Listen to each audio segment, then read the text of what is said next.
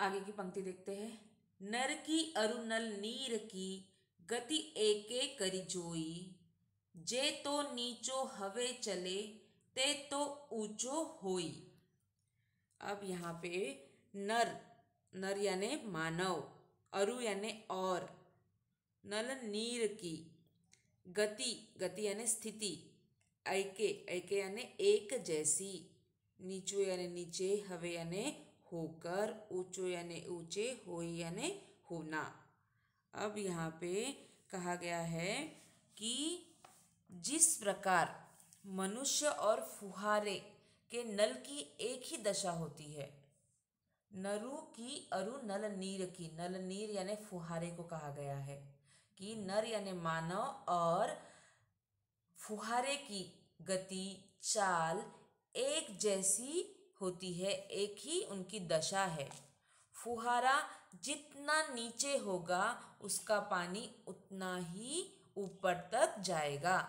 इसी प्रकार व्यक्ति जितना भी नम्र होगा, विनम्र होगा, वह उतना ही उन्नत और श्रेष्ठ हो जाता है। समाज में उसका मान सम्मान बढ़ता है। यानी जितना व्यक्ति स्वभाव से विनम्र होता है उतना ही वह समाज में मान और सम्मान पाता है। उदाहरण दिया है कि जिस प्रकार से नल नीर यानी फुहारा नीचे तक जाता है उसका पानी, उतनी ही फोर्स से वह ऊपर भी उठता है। उसी प्रकार से जितना व्यक्ति विनम्र होगा समाज में उसका उतना ही अच्छा नाम भी होता है।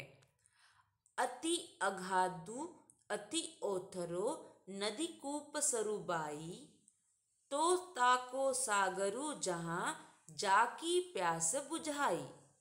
अब यहाँ बताया गया है अति अर्थात अति यानी ज्यादा, अगाधु अगाध होकर, ओथरो यानी उथला, सरु यानी सरोवर, बाई यानी बावड़ी। बावड़िया वो होती है ना जिसमें सीढ़ियाँ वगैरह होता है। देखो आपने देखा होगा कि जब रामटेक में भी है बावड़ी बनी हुई है ना, जहाँ पे सीता माता स्नान करती थी, उस प्रकार की बावड़ियाँ पुराने ज़माने में महलों में होती थी। सो ताको, ताको यानी उस, जाकी यानी जिस। तो यहाँ पे ध्यान दीजिए क्या बोला गया है कि अति अगाधु अति ओथरो नदी कूप सरुबाई, सो ताको सागरु जहाँ जाकी प्यास बुझाई। नदी, कुआं, सरोवर और बावड़ी चाहे उसमें कितना ही जल से भरा क्यों न हो अथवा वह उथली हो, अर्थात वह उथला हो, उसमें कम जल हो, प्यासे व्यक्ति की प्यास जहाँ बुझ जाए उसके लिए वही सागर है। प्यास के लिए वह सागर व्यर्थ है जहाँ उसकी प्यास नहीं बुझ पाती। इसी प्रकार यदि बड़ा आदमी होकर किसी काम न आए और छोटा आदमी समय पर हमारी सहायता करे तो वो छोटा व्यक्ति हमारे लिए सागर के समान है।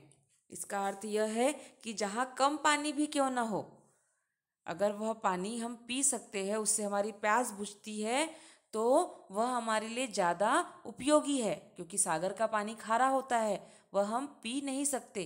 तो इतना बड़ा, इतना अथाह भरा हुआ सागर है पर वह किसी काम का नहीं है, क्योंकि वह मनुष्य के काम नहीं आता।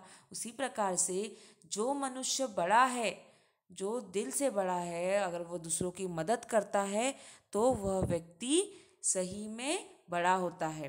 पर जो व्यक्ति बहुत संपन्न है पर छोटे लोगों की मदद नहीं करता है, गरीबों की मदद नहीं करता है, तो वह संपन्न नहीं कहलाता है और वह मान सम्मान के भी अधिकार वाला नहीं होता है, पाने वाला अधिकार नहीं होता है। समझ में आया बच्चों? तो यहाँ हमें ध्यान रखना है जो भी नीति बताई गई है। तो पहले इसमें क्या बताया है कि हमें भक्ति प्रेम में लीन होना चाहिए। जिस प्रकार से कृष्ण भगवान की भक्ति में लीन होते हैं हम और निर्मल और स्वच्छ बन जाते हैं। दूसरे इसमें बताया है कि हमें लोभी नहीं बनना है। लोभी बनने पर व्यक्ति इतना अंधा हो जाता है कि उसे किसके आगे वह हाथ फैला रहा है, जिसमें क्षमता है नहीं है, वह भी वह समझ नहीं पाता है।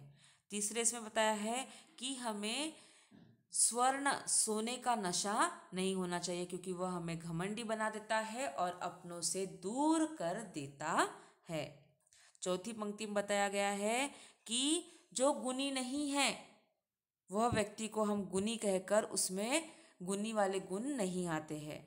गुणी कब होता है? जब वह किसी के काम आता है, जब वह अपना प्रकाश फैलाता है। पांचवें इसमें कहा है कि मनुष्य और फुहारे की स्थिति एक जैसी है। जिस प्रकार से फुहारा नीचे उठकर ऊपर उठता है, उसी प्रकार से मनुष्य जितना विनम्र होता है वह उतना ही मान सम्मान पाता है। और आखिरी जो छठवां हमने पढ़ा उसमें कहा गया है कि नदी, कुआं, सरोवर, बावड़ी चाहे छोटी क्यों ना हो, उसमें कम जल क्यों ना हो, पर अगर वह प्यास बुझाती है तो वह क्या होता है? वह ज़्यादा अधिक उपयोगी होता है, क्योंकि सागर से प्यास नहीं बुझती है, वो बड़ा ही विशाल है पर उससे प्यास नहीं बुझती है।